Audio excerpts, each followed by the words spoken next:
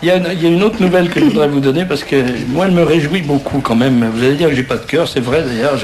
J'ai pas assez de cœur pour en faire profiter ces gens-là. Monsieur Guy Nevache, ancien bras droit d'Alain Carignon à la mairie de Grenoble, a affirmé mardi lors d'un procès en diffamation contre le quotidien Le Monde que les politiques de la région prélevaient une dîme auprès des entrepreneurs en travaux publics.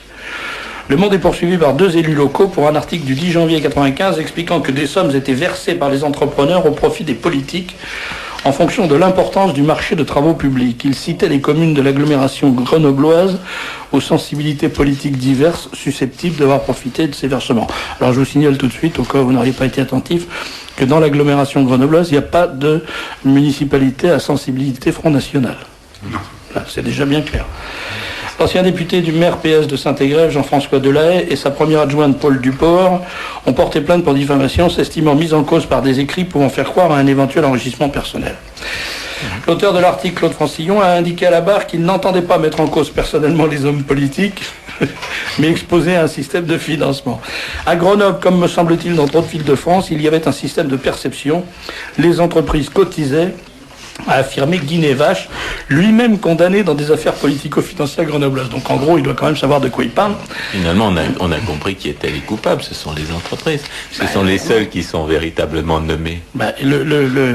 Le corrupteur est beaucoup plus coupable que le corrompu. C'est bien clair.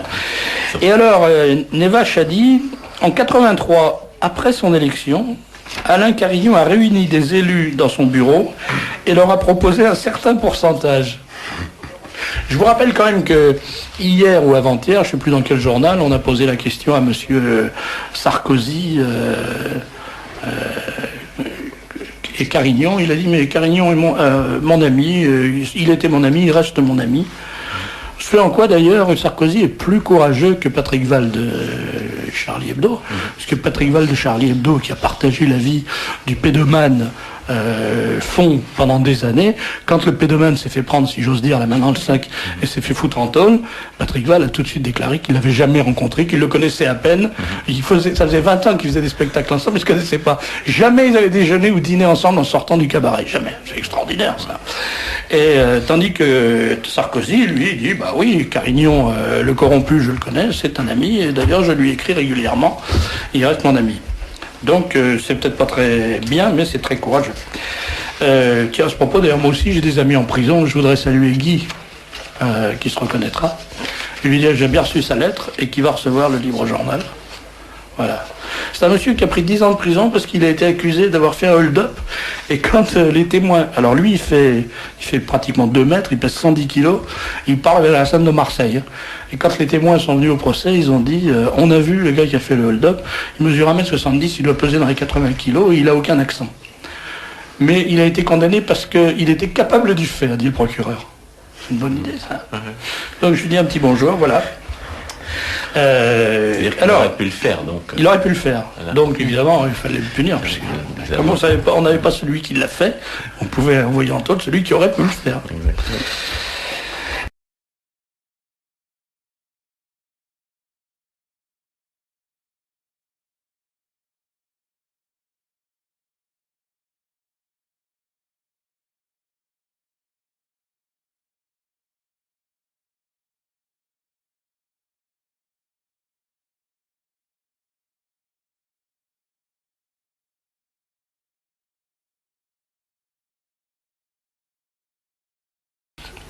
Dit que pensez-vous de l'attitude de la FNAC vis-à-vis du Front National? Je suggère 2, et alors là il y a un mot que je n'arrive pas à lire, tous leurs magasins, c'est ce que je ferai dorénavant.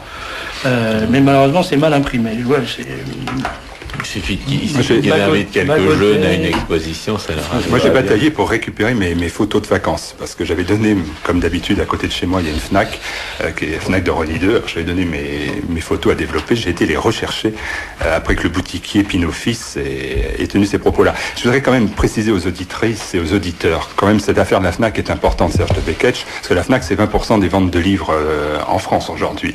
Je crois que l'attaque contre le Front National a 2 raisons, qu'il faut quand même connaître de manière très claire. La première, c'est que la FNAC appartient à M. Pinault, RPR, mondialiste bien sûr, mais milliardaire, et qui bien évidemment passe mal auprès des employés de la FNAC, dont la tradition est trotskiste, dont une cellule de la CNT trotskiste et anarchiste est représentée. Et donc pour faire passer la pilule, c'est assez difficile. Deuxième chose, va paraître une biographie de M. Pinault père, où l'on apprend, semble-t-il, que celui-ci est un ami, ou a été un ami de Jean-Marie Le Pen. Et cela passe encore plus mal chez les employés de la FNAC. Alors, Pinault fils, qui est le boutiquier de la FNAC et qui tient la baraque pour papa, a trouvé, je pense, à mon avis, la meilleure des solutions, c'est d'ouvrir le contre-feu avant que la FNAC se mette en grève pour dénoncer papa, c'est eh bien de lancer un combat contre le Front National. C'est tout bénéfice, c'est médiatique.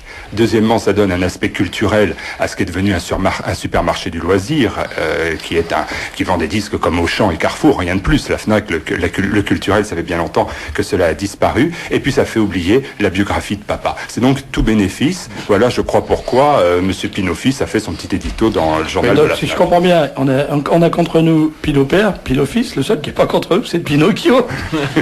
Pinault flic.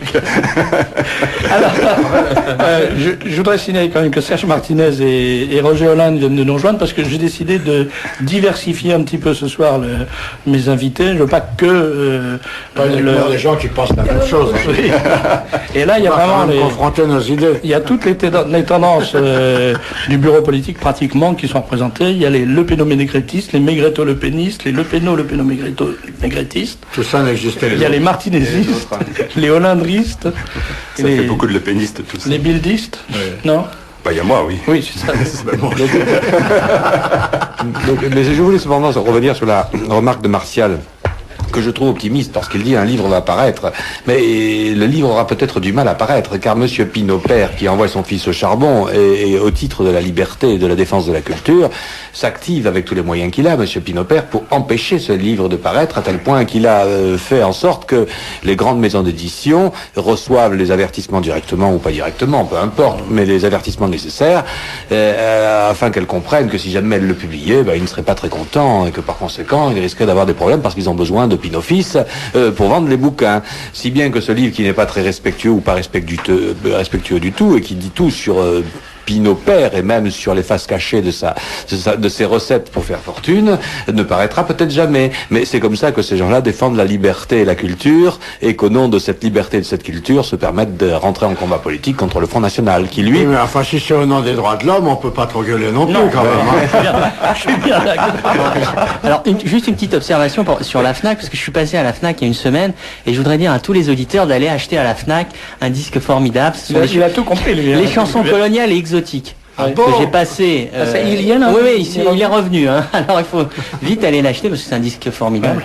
Ah oui, il est en vente à la FNAC. Ils l'ont réassorti. Répète-le encore une fois, ils vont l'enlever dans la demi-heure qui suit.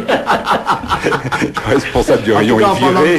Non, mais c'est pas ça. Ils vont mettre des types DRG à côté du rayon où ils vendent ce disque, et tous les gens qui vont l'acheter vont faire une photo et vont dire ça, c'est un type qui est du Front National, sympathisant Front National, fichage.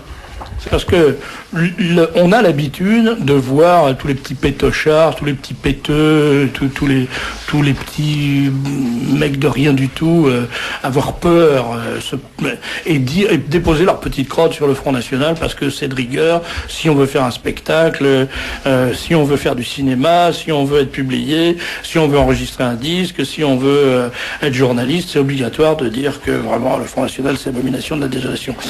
Mais ça c'est des lopettes, ces gens-là. Mais des gens comme Klosterman ou des gens comme Mesmer, c'est quand même des gens qui ont un pédigré. C'est des gens qui ont été courageux, qui se sont battus, qui ont mené des combats difficiles et tout. Et ils arrivent à la fin de leur âge où ils n'ont plus rien à espérer, ils n'ont plus rien à ambitionner. Donc c'est des gens qui normalement devraient dire moi j'ai assez démontré ce que je suis plus obligé de faire la danse du ventre parce que les maîtres me sifflent. Eh ben non, la pression est tellement forte, la terreur, le terrorisme est tellement lourd que même ces types-là, qui sont quand même des héros, des types qui ont illuminé l'histoire de France, l'histoire de la deuxième moitié du siècle, eh ben ils se couchent, ils se mettent à plat ventre. Eux savent très bien que Klosterman est quand même bien placé de savoir ce que les autres d'en face ont fait. Il y a un livre là qui vient de sortir, Monsieur Joseph là, le nom du gars qui... Jovanovici, oui, le livre d'Alphonse Boudard. Le livre d'Alphonse Boudard que j'ai lu en 3 jours, ça se lit comme un roman, c'est Monsieur Joseph Joseph, c'est l'histoire de Johannovici. Mais ça explique exactement l'ambiance de la libération, exactement cette ambiance que je raconte. Il y a des pages entières de ce bouquin que j'aurais pu écrire parce que j'ai vécu ça exactement de la même façon que Johannovici.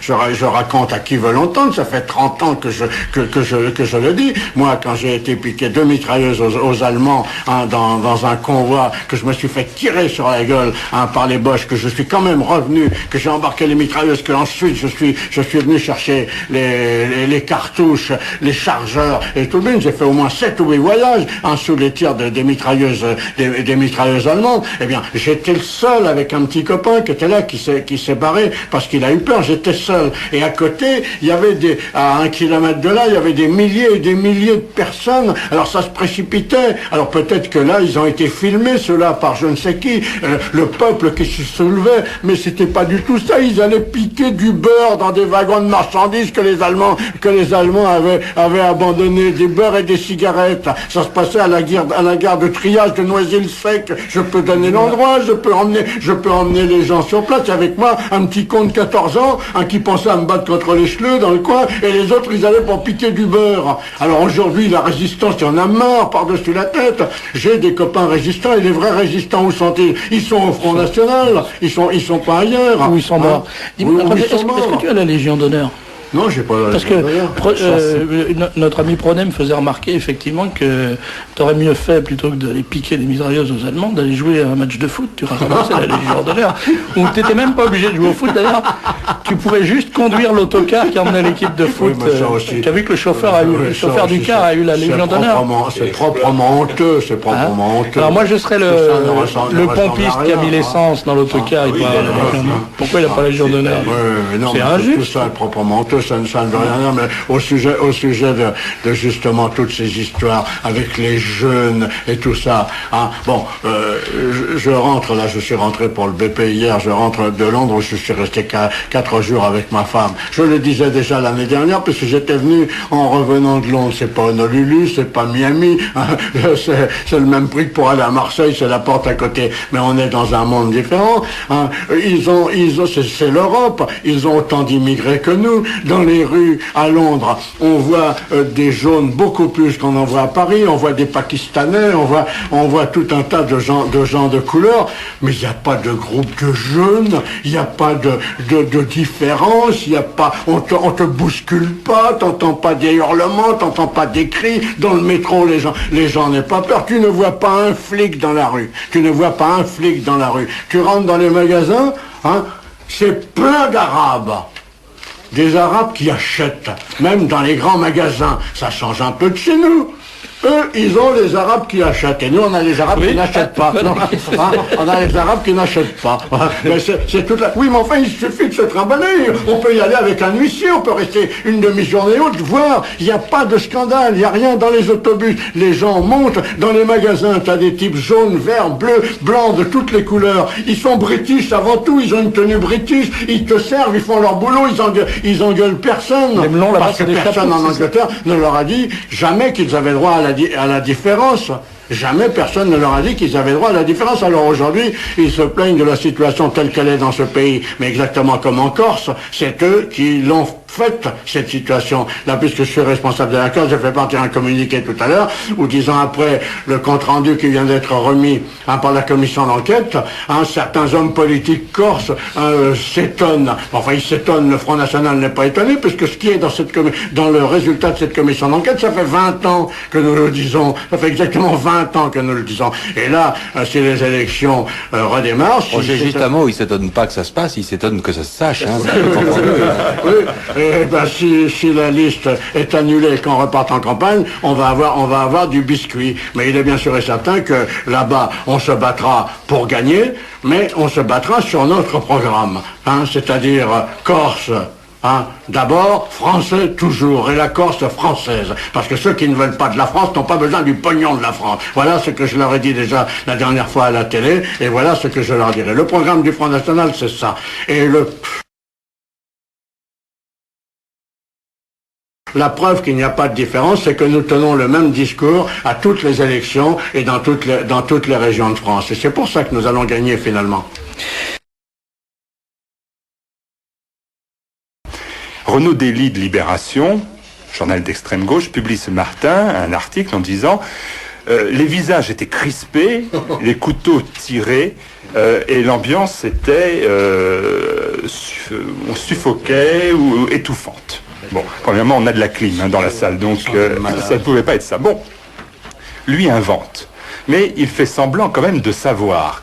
Mais dans le monde, Madame Chambaud ne fait plus semblant de savoir, puisque à 13h30, l'heure où arrive Le Monde dans les kiosques et les marchands de journaux, donc elle a rédigé l'article, à mon avis, dans la matinée et au plus tard jusqu'à 11h30, au plus tard, elle publie un article où elle indique que le bureau politique, qui va se tenir quand même 3 heures, 4 heures après son article, s'est tenu dans une ambiance crispée où les couteaux étaient tirés et l'ambiance était on suffoquait. Donc moralité, elle à 13h30 savait déjà quelle était l'atmosphère du bureau politique qui n'avait pas commencé, qui s'est ouvert à 14h30. Je le dis une nouvelle fois et je l'affirme, je vous en donne ma parole, dans une ambiance tout à fait sympathique et agréable, autour d'ailleurs de débats. Moi je le dis depuis des années, puis je vais le dire à ce micro une fois de plus, le jour où le Front National aura compris qu'il ne faut pas recevoir ces gens-là, qu'il ne faut pas leur parler, en disant comme de toute façon vous direz ce que vous avez envie de faire, comme de toute façon vous allez raconter des conneries, je ne vous parle pas, je ne vous dis rien, vous n'êtes pas invité, on ne fait pas de conférence de presse, voilà ce qu'il faut faire.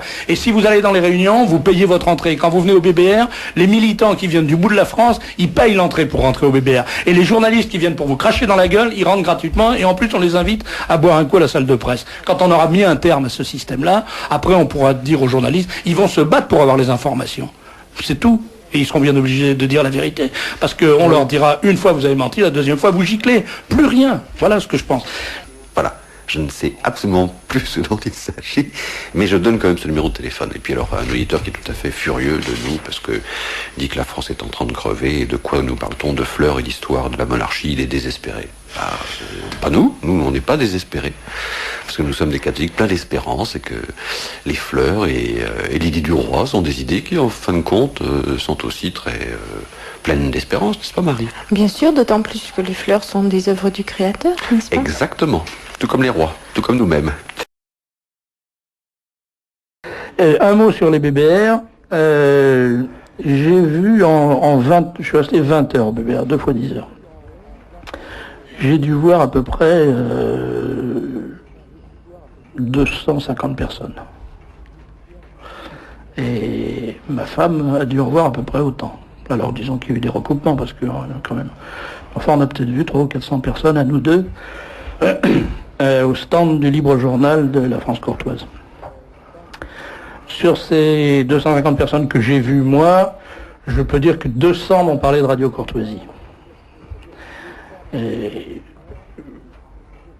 je veux dire la chose suivante, c'est que sur ces 200 personnes, une seule personne m'a dit « Je ne verserai plus ma cotisation à Radio Courtoisie parce que Radio Courtoisie est en train de devenir la radio du RPR ». Tous les autres, ceux qui étaient tous ou des militants ou au moins des sympathisants du Front National, tous sans exception, m'ont dit, premièrement, cette radio est extraordinaire. Deuxièmement, cette radio est totalement indispensable à notre survie. À notre survie, j'ai entendu ça au moins 100 fois.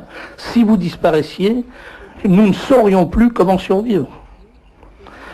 Troisièmement, ces 200 personnes ne font absolument aucune différence, aucune hiérarchie entre les émissions. C'est-à-dire qu'il est absolument faux de dire que certaines émissions sont plus appréciées que les autres. Ce qui est vrai, c'est qu'ils se reconnaissent mieux, les militants du Front National, dans certaines émissions que dans d'autres. Mais ils aiment à peu près toutes les émissions. Ils les écoutent. Ils écoutent Radio Courtoisie en permanence. Et ils sont très attachés au caractère pluraliste de la radio à droite. C'est-à-dire au fait que toutes les droites peuvent s'exprimer sur cette radio. L'immigration, à l'heure actuelle, il vous invente le droit du sol. Et on voit des gens qui sont là depuis une semaine qui vous disent droit du sol. Vous êtes là depuis des générations, et on vous dit, ah non, le droit du sol, c'est nous. Ça fait qu'une semaine que c'est nous. Pourquoi? Parce que ce glissement sémantique, on a oublié, nous, tout simplement, Français, que nous avions des droits. et que le premier droit qui est inscrit dans la Constitution, c'est pas la préférence nationale, c'est un slogan, c'est le droit national. Et l'article 3 de la Constitution le précise, la souveraineté nationale appartient au peuple français. Elle appartient pas aux immigrés, elle appartient pas aux gens qui occupent la France maintenant, parce que je regrette quand même, maintenant on ne parle pas d'invasion, mais d'occupation. Le terme d'invasion employé par M. Giscard d'Estaing est complètement dépassé, puisqu'on occupe les églises, on occupe l'annonce, et on occupe les synagogues. Nous sommes dans un système d'occupation, puisqu'on en est à dire, la souveraineté, vous allez la perdre au profit de communautés. Communautés d'intérêt matériel, des lobbies, et communautés d'intérêt ethnique. Et l'on voit des gens sont commandés, la communauté malienne, la communauté islamique, la communauté... Mais on voit les démocrates sociaux changer allègrement la Constitution. Elle n'existe plus. Pour détruire les principes de la souveraineté nationale. Là, l'article 3, ils sont tout à fait capables de le modifier. Ils l'ont modifié quand la prise de parti du pouvoir du Parti socialiste en 81. Elle l'a modifié. Elle l'a complètement modifié quand ils ont socialisé l'économie. Alors en grands termes encore, une violation. Une violation de la Constitution. Elle se fait en 81, en 81, en 82 par la socialisation de l'outil de production. En fait, ce n'est pas une nationalisation, puisque vous voyez les mêmes, c'est-à-dire Monsieur Delors. Vous voyez Monsieur Delors qui socialise l'économie de production en 81, ministre des Finances. Il socialise, il ne nationalise pas. Nous avons suivi une sémantique, en fait, c'est une socialisation. Et 20 ans après, 18 ans après, vous les voyez arriver dans leurs petits souliers, et ils privatisent. Ce sont les mêmes qui ont socialisé l'outil de production français, l'outil bancaire qui est un outil performant, et qui aujourd'hui... Est-ce que vous n'avez pas l'impression, Alexandre Chavagnist, que tout ça, c'est un truc de magicien, de prestidigitateur, pour amener les Français à s'exprimer sur un terrain où ils ne devraient pas avoir à s'exprimer, où ils ne devraient même pas avoir à se porter. Je pense à une chose. On nous rebat les oreilles en ce moment avec l'histoire du Pax. Du pacte, je sais pas quoi, de contrat d'union laïque. Moi j'appelle ça le contrat d'union laïque parce que ça fait CUL, je trouve que c'est plus proche de la réalité. Donc on nous rebat les oreilles avec ça en nous disant il faut en débattre. Hein, parlons de ça, parlons du contrat d'union laïque, etc. Or, et vous avez naturellement toute la droite qui se précipite en disant moi vous me passerez plutôt sur le corps que de faire ça, et d'ailleurs c'est ce qui va se passer, on va leur passer sur le corps, on va leur marcher sur la gueule et ils vont le faire parce que ça a toujours été comme ça, mais ils roulent les mécaniques en disant vous allez voir, nous on va se battre, on va lutter, on va empêcher. Bon, c'est un exemple, c'est évidemment dans un pays où on a dépénalisé la pédomanie à partir de 14 ans. Dans un pays où on autorise les invertis à défiler sur des chars en plein Paris. Dans un pays où on subventionne naturellement toutes les associations de lutter contre le sida, on subventionne. Dans ce pays-là, où personne n'a jamais rien dit, on pratique 260 à 300 000 avortements par an, personne ne dit rien, et puis tout d'un coup, parce qu'on décide qu'on va donner un torchon de papier à des malades, pour reconnaître que l'administration prend acte de leur maladie, eh bien, vous avez une espèce de mobilisation générale. Moi, je dis qu'on entraîne les gens à débattre de questions dont ils ne doivent pas s'occuper. C'est tout à fait ça, c'est-à-dire qu'on on peut débattre de ceci. Pourquoi? Parce qu'il y a un contrôle médiatique qui est terrible et qui crée cette neutralisation. Vous avez en ce moment, dans la lecture du Figaro, dans la lecture du Monde, le Monde renvoie au Figaro pour sa lecture maintenant. Il renvoie, vous avez vu ça vous avez une neutralisation du comportement de gens, il y a une masse de gens qui sont neutralisés. On le ressent dans les élections, la neutralisation est de plus en plus grande. Donc les gens ne votent plus. Et tout le monde dit, mais ils votent plus. Mais pourquoi? Parce que les médias ont neutralisé l'opinion. Littéralement, qui parle. A eu une phrase aujourd'hui qui était extraordinaire. Il a dit, nous sommes le Viagra du gouvernement, enfin de la coalition gouvernementale. Et Lénine disait, à l'époque, il ne faut pas rompre avec le réformisme, il faut se contenter de le critiquer verbalement. Nous disions la même chose en 1979. La concentration économique, par le biais du capital spéculatif, facilite cette action. Si elle se justifie dans certaines circonstances, elle est catastrophique quand elle est généralisée dans tous les produits. C'est alors la mort des climats économiques, des microclimats économiques capables de vivre en autarcie, de résister aux crises économiques, et c'est aussi la mort de la liberté d'entreprendre. C'est-à-dire qu'il y a une sémantique terrible. Par exemple, l'économie de marché, c'est la même sémantique. L'économie de marché n'a de valeur que si on fait de l'économie d'entreprise. Donc, encore, là, il y a un glissement des termes. L'économie de marché, c'est... Tout d'un coup, les socialistes ont fait de l'économie de marché. On se demande pourquoi, mais qu'est-ce que c'est que l'économie de marché, si ce n'est... Ça, c'était le sujet de François Guillaume la semaine dernière. Alors, Oui, On pourrait le développer. oui, mais intéressant, mais j'ai écrit un code des droits et libertés de l'entreprise, et la sémantique voulue par les socialistes a été de dire économie de marché. Alors tous les gens disent, tiens, ils se convertissent à l'entreprise. Pas vrai. Ils se convertissent dans la spéculation sur Ils l'entreprise.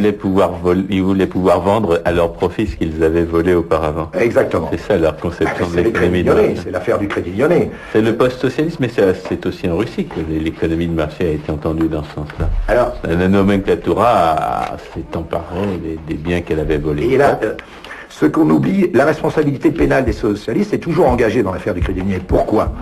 Parce que ces messieurs, non seulement nomment des administrateurs généraux, mais plus fort, nomment des commissaires de gouvernement. Donc, ils nomment 39 commissaires de gouvernement, donc qui sont des apparatchiks politiques. Et aujourd'hui, les faillites constatées, on doit demander des comptes, le peuple français doit demander des comptes à ceux qui ont nommé des commissaires de gouvernement. C'est-à-dire le peuple français doit demander des comptes à ceux qui ont nommé les commissaires de gouvernement, c'est-à-dire Monsieur Delors. Donc, je pense qu'un des plus grands apparatchiks de notre époque, c'est Monsieur Delors. Lui a fait de l'économie sociale, rappelez-vous, il a socialisé l'économie française pour nous faire la Banque centrale. Et sa fille fait du social maintenant. Ce qui est assez extraordinaire, c'est qu'en 18 ans, la même famille a spolié la France 2 fois. Spolie la France 2 fois. Donc les Français, en dehors du discours sémantique que nous tenons ici, il faut s'engager dans un combat. Et pour s'engager dans un combat, il y a le combat juridique. Tout le combat sur la souveraineté doit tourner autour du droit national. Il faut rendre aux Français qui sont neutralisés par voie de droit leurs droits. Et le premier des droits des Français, c'est le droit national. Et la souveraineté nationale, il faut arrêter de faire de la souveraineté nationale un débat qui est intéressant au niveau sémantique, mais qui n'est pas le problème des Français. Les Français, il faut leur rendre le droit. mais alors comment faire ça? Eh bien, la positivement préférence nationale a ouvert une brèche. C'est-à-dire, elle a dit, il y a un slogan. Les réactionnaires ont réagi, comme d'habitude. Ils ont dit, quoi la préférence nationale? Il faut aller plus loin. Il faut demander à inscrire dans la Constitution les principes de souveraineté nationale. Et Amsterdam peut nous emmener à une lutte de droit national et expliquer aux Français qu'ils ont des droits. Ils ont des droits fondamentaux. À supposer qu'il y ait un référendum sur le traité d'Amsterdam. On peut l'imposer. Parce que, au lieu de parler de souveraineté et de débattre intellectuellement sur la souveraineté à perte de vue, il faut définir un ensemble de droits nationaux qui font barrage à Amsterdam et à Maastricht. Parce que quand on voit des artistes nous parler de la préférence nationale en ce qui concerne le cinéma, bien entendu le cinéma il est pourri. Quand on voit les Nuits Fauves, vous l'avez compris, quelle préférence nationale. Tout ça, c'est super. Mais donc, et tout d'un, voilà, et nous payons cette dite préférence nationale. Alors, attendez, il défonce une branche pourrie de l'art, la branche la plus pourrie qu'est le cinéma français. Bon, eh bien, on peut nous, au nom du même principe, mais surtout au nom du droit national, redemander, qui est basé sur l'article 3 de la souveraineté, redemander à ce que soit inscrit dans la Constitution, et ceci avant Amsterdam, un ensemble d'articles de loi, produire des articles de loi protégeant le peuple français. Et là, on élève le débat. Par quel moyen on peut imposer Il faut créer je crois qu'il faudrait je pense que les gens qui traitent le problème de la souveraineté nationale devraient se pencher sur le problème du droit national et sortir, comme je l'ai fait avec le Code des droits et libertés de l'entreprise, sortir un grand schéma juridique de droit national. Parce que les gens, contrairement à ce qu'on croit, si les gens ne votent plus, s'ils sont neutralisés, c'est pas que ce sont des veaux, c'est qu'ils en ont marre et qu'ils sont prêts à revoter pour quelque chose. Mais comme toute cette société, on leur a dit des droits, des droits, des droits. Eh bien, répondons en termes de droit à l'adversaire et à l'ennemi. Disons-lui, il y a un droit qui est intangible pour les Français, c'est le droit du peuple français, qui s'inscrit dans l'article 3, mais c'est le droit national. Et formulons-le. Alors, ces gens qui travaillent sur la souveraineté nationale, il faut qu'ils passent le cap de l'idéologie liée à la souveraineté nationale, parce que c'est une idéologie, la souveraineté nationale. Il faut le transcrire en termes de droit, parce que nous serons le petit tâcheron qui distribuera son tract, le type qui s'emmerde à distribuer son tract, il distribuera un tract sur son droit. Et personne, quand il distribuera son tract, lui dira « tu n'as pas le droit », parce qu'il distribuera au nom du droit national, le sien. À propos de l'abstention, je crois que c'est François Guillaume, si je me trompe, vous m'en parlerez, je crois que c'est Washington ou Lincoln, je ne sais plus lequel des deux, à qui on demandait ce qu'ils pensaient des abstentionnistes, et qui répondait: les abstentionnistes font penser à ces gens qui, quand il y a un incendie, tournent le dos au feu au lieu de participer à l'éteindre. Après, il faut bien qu'ils s'assoient sur leur cloque. Et la responsabilité de l'abbé Palladino, ça s'appelle l'église éclipsée. Et le sous-titre, c'est « La réalisation du complot maçonnique contre l'Église, témoignage inédit du père Malachi Martin, présent en qualité d'interprète au dernier conclave ». Le thème de ce livre, la démonstration de ce livre, c'est un sujet qui fait qui suscite beaucoup de polémiques, de discussions à l'intérieur de l'Église de la tradition, c'est le sédévacantisme, c'est-à-dire l'idée que le pape actuellement à Rome n'est pas le pape n'est pas pape en conformité avec le droit canon et la tradition de l'Église. Alors, Monsieur l'abbé Palladino, vous présentez ce livre. J'ai demandé à l'abbé de Tanoirne de venir pour présenter une critique de cette position. Et donc, en fait, le débat va s'ouvrir entre vous, la discussion va s'ouvrir entre vous. Je pense qu'il faut donner d'abord la parole à l'abbé Palladino pour qu'il nous expose le contenu de ce livre et les fondements de cette hypothèse. Merci pour nous avoir invités. Et ce livre, disons, n'a pas eu un grand succès, mais quand même, on en a vendu à peu près 2000 copies. Donc, c'est assez connu dans l'ambiance de la tradition. Et c'est surtout un recueil des citations, des documents, pour montrer justement que ce qu'il arrive aujourd'hui dans l'Église, il n'est pas par hasard, mais il a été préparé depuis longtemps. Donc il y a un plan d'occupation de l'Église préparé, on a les premiers documents importants surtout dans les siècles passés, et on voit que tout, dans les détails si on peut dire, a été préparé. Et avec le Concile Vatican II, c'est réalisé. Donc le plan de ce livre est assez simple. On monte d'abord les plans d'occupation de l'Église, sa réalisation avec le Concile Vatican II et ce qu'il a suivi, bien sûr, et aussi où il doit porter ces plans d'occupation de l'Église, c'est-à-dire à la religion universelle, à la religion même luciférienne et au fond à l'Antichrist. Bien sûr, nous ne disons pas que l'Antichrist va venir demain, ça nous ne le savons pas, mais en tout cas, elle est faite pour aboutir à cela, pour préparer le terrain à l'Antichrist.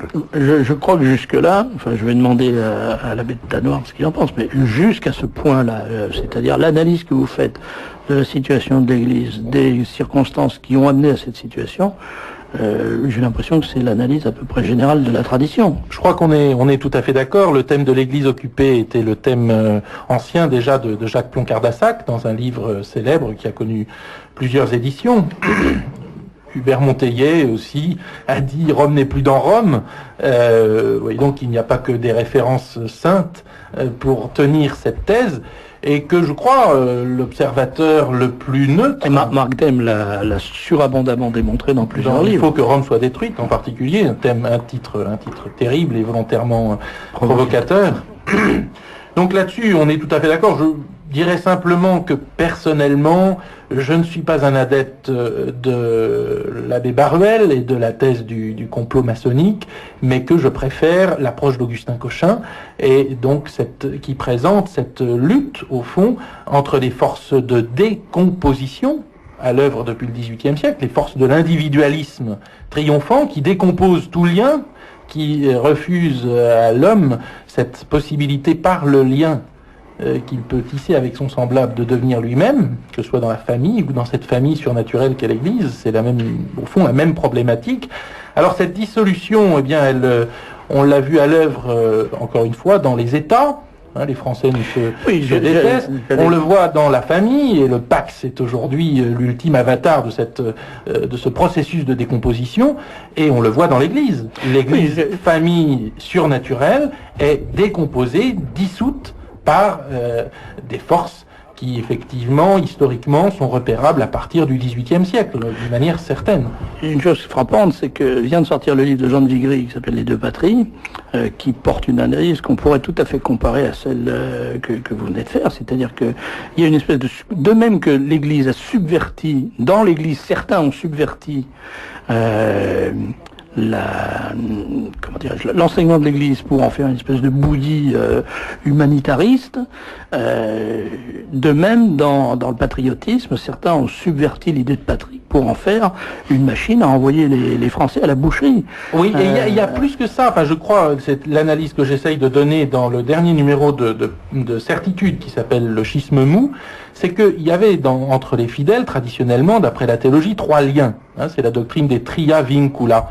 3 liens, le lien de la foi, le lien du culte et le lien de l'obéissance. Ces 3 liens sont aujourd'hui annulés. La foi est à géométrie variable, le culte, la liturgie, c'est n'importe quoi. C'est n'importe quoi. Du moment que c'est n'importe quoi, c'est bien. C'est bien, oui. Et puis, l'obéissance, on ne sait plus très bien à quoi et à qui on obéit. Ça, et là-dessus, on est tout à fait d'accord, les uns et les autres, à cette table. Alors, Monsieur de Paladino, comment, selon vous, enfin selon le livre L'Église éclipsée, comment c'est produit, enfin dans votre raisonnement, comment se produit ce passage d'un constat que partage toute la tradition à une conclusion que ne partage pas toute la tradition et qui est la conclusion de l'illégitimité du souverain pontife actuel? Disons que ça, c'est pas vraiment l'argument du livre. On en parle bien sûr, mais c'est en passant, si on peut dire. Mais ces passages, c'est parce que les révolutionnaires, ils l'ont prévu depuis longtemps. Par exemple, vous connaissez très bien la citation de Nubius qui dit « Nous devons arriver au triomphe de la révolution par un pape ». Et sans que les révolutionnaires, les francs-maçons, les conspirateurs, tant qu'ils n'arrivaient pas à mettre quelqu'un justement à la tête de l'Église, jamais ils seraient arrivés à triompher. Ils pouvaient bien sûr s'infiltrer, ils pouvaient prendre un certain pouvoir, comme d'ailleurs c'est arrivé. Jusqu'au Concile, on voit très bien qu'il y a beaucoup d'infiltration, etc. Mais il n'y avait pas les triomphes. Les triomphes, ils pouvaient arriver seulement avec un pape. Et bien sûr, et pourquoi les triomphes de la Révolution arrivent avec un pape? Justement parce que on peut faire passer tout cela grâce à l'autorité papale. Donc ils veulent que l'autorité papale soit acquise à la Révolution. Sans cela, la Révolution, elle ne peut pas passer. Donc, pardon de vous couper, c'est quand on lit les textes des hautes ventes de la charbonnerie, quand on lit certains textes maçonniques, on voit effectivement que c'est un propos, c'est pour ça que je ne partage pas tout à fait les préventions de l'abbé de Tanoirne quant à l'éventualité d'un complot maçonnique. Enfin, moi, je serais plutôt barueliste en l'occurrence, parce que si on lit les textes, on a vraiment l'impression qu'il y a complot et pas seulement maçonnique. Moi, je dirais qu'il y a beaucoup plus qu'un complot, mais c'est il y a une opposition essentielle entre les forces organiques et les forces de la décomposition. Il y a un projet il y a une entropie et une force anthropique, c'est certain. C'est certain. Mais le fait qu'il y ait eu un projet, qu'il y ait eu une volonté, ne veut pas dire on sait bien qu'il y a une volonté, il y a un chemin, mais il n'y a pas toujours un but. Je veux dire, il n'y a pas toujours un but atteint. C'est pas parce qu'on prend le chemin qu'on y arrive. Donc, qu'est-ce qui vous permet de dire aujourd'hui que le projet ou maçonnique ou des forces d'entropie qui étaient de détruire l'Église de l'intérieur a fini par aboutir à mettre à la place sur le trône de Saint-Pierre un homme qui est objectivement l'allié de ce projet de voilà, par exemple, Monseigneur Lefebvre, il a parlé à plusieurs reprises de cela. Il y a par exemple dans ce numéro de Fidélité, j'ai la citation, dans lequel il dit « Ces papes aspirés par le diable, elle est l'instrument de la franc-maçonnerie ». Il y a par exemple l'abbé Pivert dans les combats de la foi, après avoir fait l'analyse de la Tertio Millennio Avveniente, dans laquelle, dans ce combat de la foi, il dit « Dites-nous où c'est la différence entre les plans de la maçonnerie et le contenu de cette lettre. » Donc, Monseigneur Lefebvre, dit ça, c'est vrai, puisque ça a été enregistré dans une conférence notamment, enfin il a fait une conférence dans laquelle il tient ce propos, mais c'est nuancé par le fait que, c'est nuancé parce qu'on pourrait appeler son attitude maurassienne, c'est-à-dire qu'il dit, bon, évidemment le pape actuel n'est peut-être pas absolument l'idéal, on n'est pas absolument certain qu'il soit pas inspiré, comme vous le dites, mais il n'en reste pas moins qu'on ne peut pas on peut pas se passer d'un chef de l'Église, et aussi pécamineux soit-il, il reste le chef de l'Église. Je crois pas que je travestis la pensée, donc c'est un peu ce qu'il dit. Oui, il dit contentons-nous de ce qu'on a, puisqu'on ne peut pas avoir autre chose. Oui, mais justement, mais le pape, elle est là pour le gouverner. Alors, je sais que la fraternité des Saint-Pédistes, par exemple, elle insiste beaucoup sur l'effet de l'infaillibilité du pape. Mais il n'y a pas que l'infaillibilité du pape. Donc, le pape n'a jamais parlé infailliblement, Jean-Paul II n'a jamais parlé infailliblement, donc il reste encore pape. Mais il n'y a pas que ça. D'abord, il y a l'infaillibilité dans les lois et dans les magistères ordinaires, que ce n'est pas la même que dans les magistères extraordinaires. Mais il y a surtout la soumission. c'est qu'il est des fois, parce que c'est des fois, c'est défini par le Vatican premier, qu'il est nécessaire au salut d'être soumis au souverain pontife. Donc, il est très important de savoir si Jean-Paul II, il est pape ou pas. Parce que s'il est pape, il faut être soumis. Et si il n'est pas pape, il ne faut pas être soumis. Et alors là je crois l'abbé Palladino présente excellemment sa position et au fond manifeste qu'il est très proche, je dis cela d'une façon volontairement provocatrice et j'espère qu'il va relever le gant, et qu'il est très proche des positions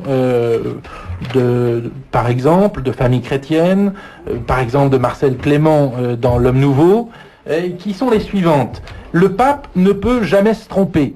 Non seulement quand il est déclaré infaillible, d'après le Concile Vatican I, vous savez qu'il y a 4 conditions très précises où le pape, parlant en tant que pape, en matière de foi ou de mœurs, par une définition et avec la volonté d'obliger à croire, est infaillible. Alors là, bon, tout le monde est d'accord, mais là où commence le discours, le débat, c'est sur l'étendue de ce qu'on appelle le magistère ordinaire et sur la nature de ce magistère ordinaire. Quand est-ce qu'il faut être soumis au pape? Et ce que vient de dire l'abbé Palladino est très intéressant. Il vient de dire il faut toujours être soumis au pape. Or, comme nous ne pouvons pas toujours être soumis au pape, nous ne reconnaissons pas que le pape est pape. Vous voyez, donc c'est, si vous voulez, un syllogisme. J'essaye de résumer pour les auditeurs qui sont pas très familiers de la théologie. Le pape a toujours raison, majeure. Or, il a parlé, donc il a raison. Ça, c'est le raisonnement de famille chrétienne. Le pape a toujours raison, majeure. C'est la même majeure avec l'abbé Palladino. Or, il se trompe, donc il n'est pas pape. Et si vous voulez, cette parenté peut vous paraître un petit peu humoristique. Mais n'oubliez pas que des amis de l'abbé Guépin, ici présent, de l'abbé Palladino, ont tracé ce chemin qui va du sédévacantisme au ralliement inconditionnel à Rome. Parce que c'est effectivement fondamentalement le cœur de leur position. Et c'est quand même étonnant, je dirais aujourd'hui, le pape ne peut jamais se tromper.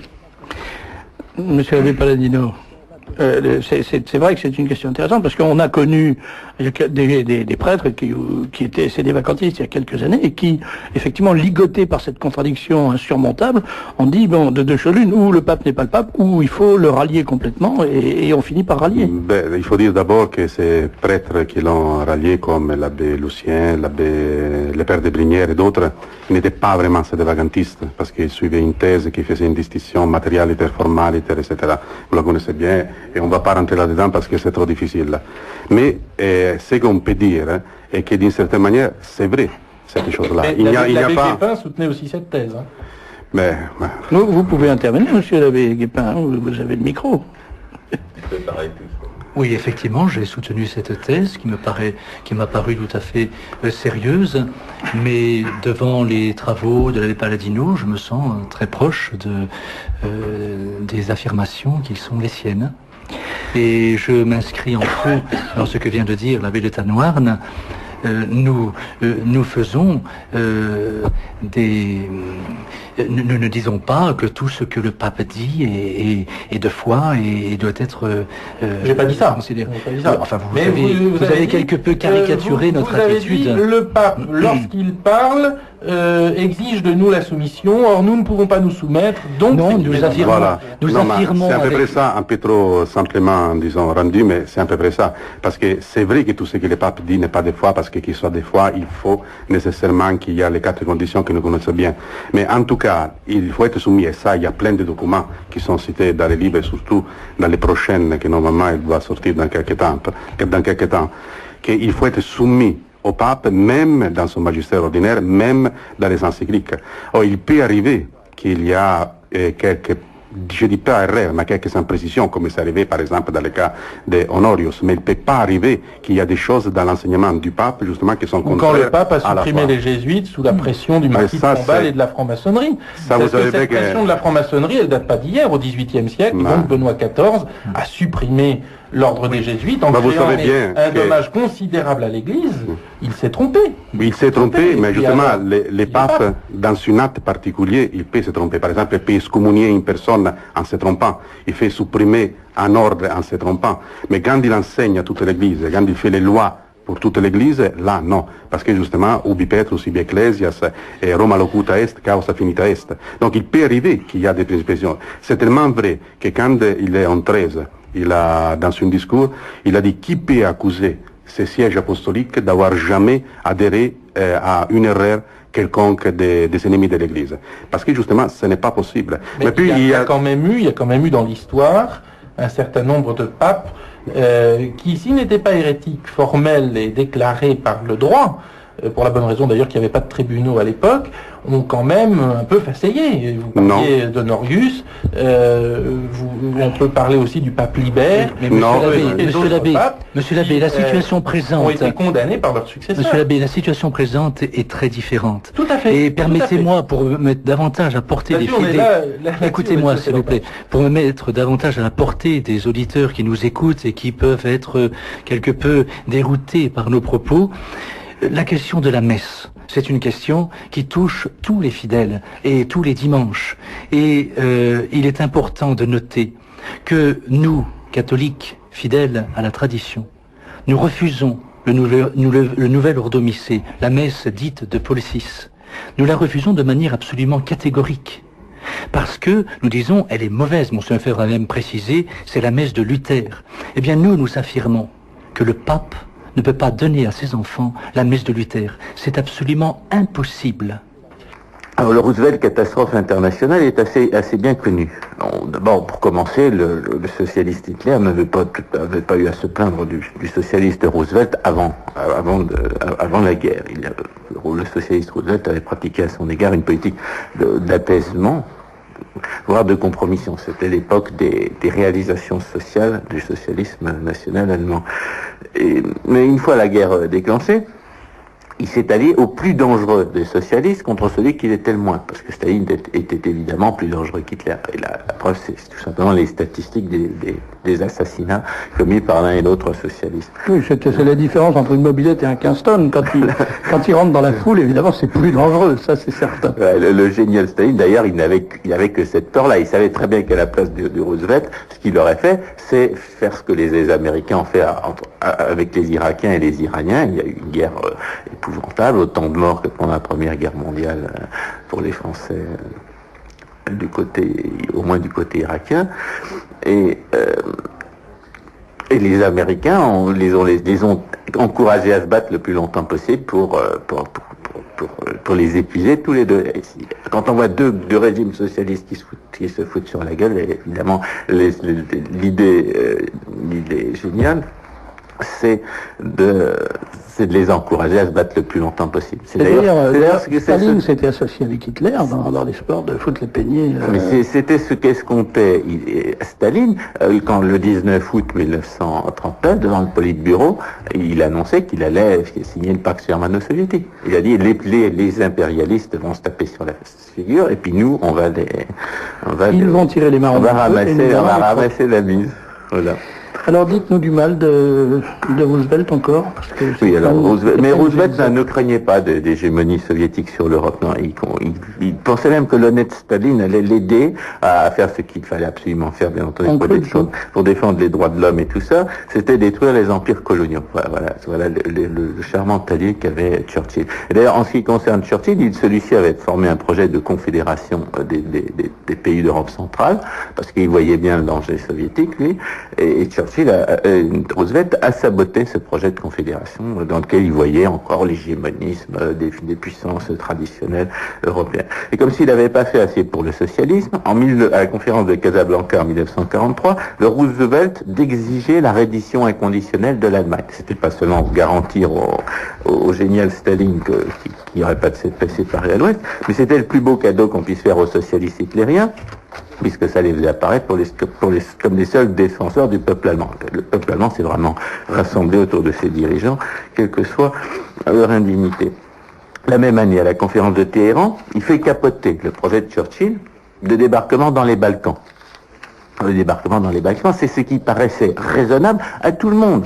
Au début de 1943, les Allemands s'inquiétaient d'un débarquement dans les Balkans. Staline, bien entendu, qui l'aurait fait s'il avait été à la place des alliés anglo-saxons, le craignait tellement qu'il avait ordonné à Tito de s'allier avec les Allemands pour repousser le débarquement s'il avait eu lieu. Mais Staline avait bien tort de s'en faire, puisque Roosevelt a fait capoter le projet de Churchill. C'est-à-dire que la Normandie a été détruite, c'est-à-dire que la guerre a été prolongée, ce qui a donné à Staline le temps de s'emparer de l'Europe centrale, et bien entendu, ce qui a assuré l'hégémonie soviétique sur l'Europe de l'Est pour 50 ans. N'oubliez pas que la Grande-Bretagne et la France à sa remorque avaient déclaré la guerre à l'Allemagne en 1939 pour préserver l'indépendance de la Pologne. Que fait le Roosevelt à la conférence de Téhéran? Eh bien, il livre à Staline la Pologne et les Pays-Bas. Et comme il avait tout à fait conscience d'être un salaud, il a demandé à Staline de ne pas bouger avant les élections de 1944. Alors, donc on connaît le Staline catastrophe internationale, le Roosevelt catastrophe internationale, le Roosevelt complètement incompétent, manipulé, faisant n'importe quoi, mais la plupart des historiens n'en déduisent pas qu'il va forcément être aussi bête, aussi incompétent, aussi catastrophique chez lui. À propos du New Deal de Roosevelt, il y a encore un préjugé favorable. Oui, ce que j'allais vous dire, il y a quand même Roosevelt est l'homme qui a tiré l'Amérique de la crise de 29, de la terrible crise de 29. Mais là, c'est la fable officielle. Donc je suis un imbécile.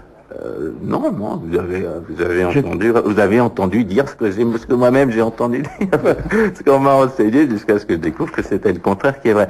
Dans la fable officielle, tout correspond à peu près au contraire exact de la vérité. C'est-à-dire qu'on accuse Herbert Hoover d'avoir été un partisan aveugle du laisser-faire, alors que c'était un étatiste frénétique. Là, j'ai une citation de Rex Tugwell, qui était un des idéologues du premier New Deal en 1932, qui reconnaissait, bien des années plus tard, que nous ne l'avions pas avoué à l'époque, mais pratiquement tout le New Deal a été une extrapolation des programmes que Hoover avait mis en place.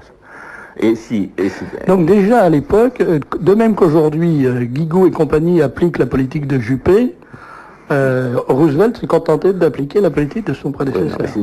Ça n'est pas tout, parce que s'il a été élu par un raz-de-marée électoral en 1932, c'est parce qu'il avait passé son temps à vilipender les dépenses publiques, la hausse des dépenses, la hausse des impôts, l'accroissement de la dette publique du Roosevelt, du Hoover, et qu'il avait promis de revenir en arrière. Il avait dit on va baisser les dépenses publiques de 25%, on va réduire on va revenir à l'équilibre budgétaire, on va défendre l'État noir, et c'est pour ça que les électeurs avaient voté. Et bien entendu, une fois élu, il a fait exactement le contraire. Il vous reste 2 minutes, si vous avez encore quelque chose de désagréable à dire sur Roosevelt. Non, vous avez fait le tour de la question? Non, il faudra lire le 36-15, le texte complet dans le 36-15. Le mieux, c'est de lire le 36-15 Libre Journal, voire même le Libre Journal lui-même, puisque toutes les semaines, je publie. Ce qu'on veut dire de Roosevelt, c'est que non, c'est 2 choses. Premièrement, il a réussi, au milieu de la récession, à provoquer une nouvelle récession, avec sa loi de 1935 sur les relations de travail, qui donnait des privilèges exorbitants aux gangsters syndicalistes. Il s'était accoquiné avec une autre... Il s'était accoquiné avec une autre bande d'idéologues fanatiques et pratiquement il faisait de la lutte des classes et de la diffamation d'État. Et la deuxième chose qu'on peut dire de Roosevelt, c'est que lorsqu'il a été occupé par la guerre, c'est-à-dire que lorsqu'il a cessé de s'occuper de l'économie, eh bien l'économie est repartie. C'est-à-dire qu'il a quand même fait quelque chose de bien. Il a suffi que Roosevelt cesse de s'occuper de l'économie américaine pour que celle-ci redémarre. Mais grâce aux folies de Hoover et de Roosevelt, la récession avait quand même duré 12 ans, alors qu'elle aurait pu durer de 2 à 4 ans seulement. Quoi de neuf depuis un an? J'ai envie de dire 250 000 avortements de plus. Voilà ce qui s'est passé en France depuis un an, avec évidemment un cadrage particulier, puisqu'on a eu des atteintes assez extraordinaires, je dirais, au pouvoir économique des familles, avec la mise sous condition de ressources des allocations familiales, et puis maintenant le tripotage du quotient familial. Et l'euthanasie, qui maintenant est devenu, comme on dit, un débat de société, ouvrez les guillemets, fermez les guillemets, alors qu'il n'y a pas de débat du tout. On va commencer, comme on l'a fait pour l'avortement, on va commencer par dépénaliser les actes d'euthanasie, tout en maintenant la loi, et puis une fois qu'on aura suffisamment euthanasié de personnes, eh bien la loi n'aura plus vraiment de raison d'être, et on pourra abolir la loi d'euthanasie. Et donc c'est très important, ce que disait le Saint-Père, c'est pas le respect absolu de la vie, de la conception de la mort naturelle, eh bien nous voyons aujourd'hui l'autre aspect du problème. C'est pour ça qu'il faut marcher. C'est la France et d'ailleurs l'Europe s'américanise chaque jour davantage. Je ne crois pas que cela puisse être nié. Et cela évidemment n'est pas quelque chose qui me rend content, parce qu'il faudrait que chaque pays, chaque nation, chaque continent ait sa mentalité, ses traditions, son histoire et son avenir. Parce que c'est toujours la même chose, toujours les scandales et toujours les mêmes scandales, mais avec une façon tumultueuse. Justement, le côté spectacle, le côté cirque de tout cela est très important. Alors ceux qui sont venus, les derniers arrivants, n'ont pas du tout la mentalité des premiers arrivants, qui étaient en effet là des réfugiés de la persécution religieuse. Aujourd'hui, ce n'est pas le cas. C'est une autre espèce de population. Ce sont des ethnies qui s'affirment d'ailleurs de plus en plus. L'Amérique a cessé d'être, et à mon avis, c'est cela qui est important. L'Amérique a cessé d'être ce melting pot, ce creuset, n'est-ce pas, qu'elle s'était promise de devenir. Mais alors, il y a certains observateurs qui disent justement à propos de ce melting pot que maintenant il y a plusieurs langues aux États-Unis, en particulier la langue espagnole ou mexicaine. Oui. C'est incroyable. Il y a des cas, notamment j'ai été au Texas faire une conférence, alors ma chambre d'hôtel, je demandais à la femme de chambre de faire mon lit, de faire la chambre aussi vite que possible parce que j'en avais besoin. Eh bien, elle prétendait qu'elle ne comprenait pas l'anglais. Vous vous rendez compte la désaffection que cela indique. Il fallait que je m'adresse à elle en espagnol pour qu'elle prétende maintenant comprendre. Et cela est un phénomène de masse. Alors, vous disiez tout à l'heure, vous parliez effectivement de l'exemple américain comme du melting pot, puisque c'est une espèce d'idée récurrente qu'on voit souvent en disant est-ce qu'il n'y a pas eu dans l'histoire, évidemment vous allez sortir un peu du domaine américain, un autre melting pot particulièrement réussi comme qui est la France? La France comme melting pot? Je ne vois pas cela, de toute façon, pas dans le passé, parce que la France d'abord a eu un État très fort.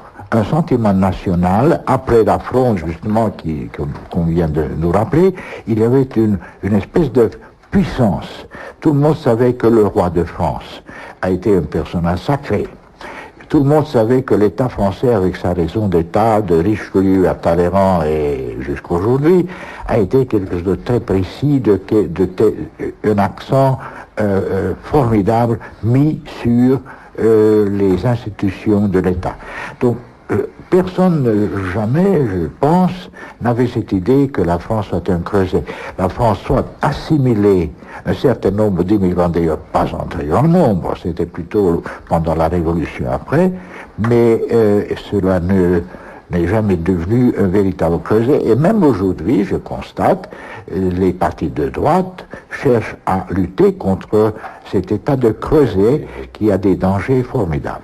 Oui, parce que je voulais dire, quand je disais cette expression pour la France, c'est parce qu'elle a une puissance d'assimilation extraordinaire, une puissance d'identification au modèle à la nation, en fait, parce que c'est la plus vieille nation d'Europe, c'est aussi le plus vieil État constitué, et qu'elle a siècle après siècle, assimilé dans ce même projet national des populations tout à fait différentes. Et aujourd'hui, on en arrive un petit peu à un point équivalent à celui des Américains, parce que stigmatisiez avec raison cette renaissance des communautarismes, c'est-à-dire l'échec du modèle américain en matière de melting pot. On peut dire aussi que d'un certain point de vue, la maladie est en train de toucher le corps français, puisque on assiste de plus en plus à ces espèces de volonté de communautarisation, n'est-ce pas Je ne suis pas tellement certain qu'il y a communautarisation. Je crois que c'est peut-être la politique officielle, mais qui ne l'est pas au niveau du peuple. Et je crois que tous les peuples veulent se défendre, et que c'est tout à fait normal, tout à fait naturel, et qu'il y a un seuil de dissolution d'une population, et que lorsque ce seuil est dépassé, et qu'on a un pourcentage trop grand, et je ne sais pas, personne ne sait où se trouve ce seuil, où se trouve ce plus grand, lorsque ce seuil est dépassé, alors il y a, je crois, des signaux de danger.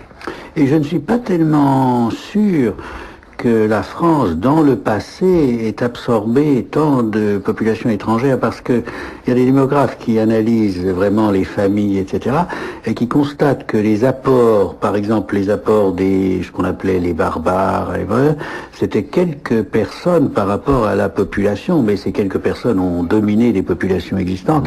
Et puis ensuite il est venu quelques Italiens, et puis il y a eu quelques Polonais après la guerre de 14, etc.